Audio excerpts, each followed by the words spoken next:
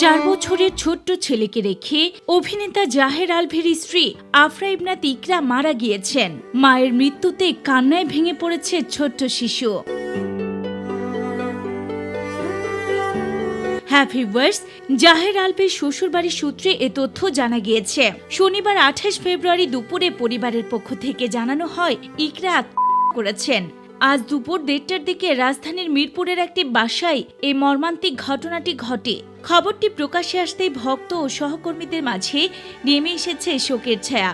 সামাজিক যোগাযোগ মাধ্যমে অনেকে গভীর সমবেদনা জানাচ্ছেন এবং ঘটনার প্রকৃত কারণ অনুসন্ধানের আহ্বান জানিয়েছেন। তবে এ বিষয়ে বিস্তারিত কিছু এখনো আনুষ্ঠানিকভাবে জানানো হয়নি।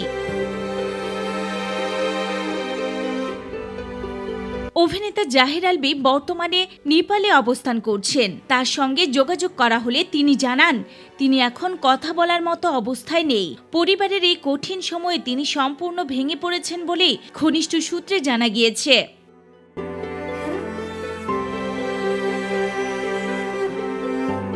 উল্লেখ্য 2010 সালের 9 নভেম্বর মাত্র 19 বছর বয়সে পালিয়ে বিয়ে করেছিলেন আলভী ও ইকরা। দীর্ঘ 14 বছর পর 2024 সালে তাদের বিয়ের বিষয়টি প্রকাশ্যে আসে। তাদের সংসারে রয়েছে এক পুত্র সন্তান। দীর্ঘদিন ধরে তারা ব্যক্তিগত জীবন আড়ালে রেখেছিলেন। হঠাৎ এমন অপ্রত্যাশিত ঘটনায় স্তব্ধ ছবি জঙ্গন। তো ভিউয়ার্স, এই কঠিন সময়ে তাদের পরিবারের প্রতি রইল গভীর সমবেদনা।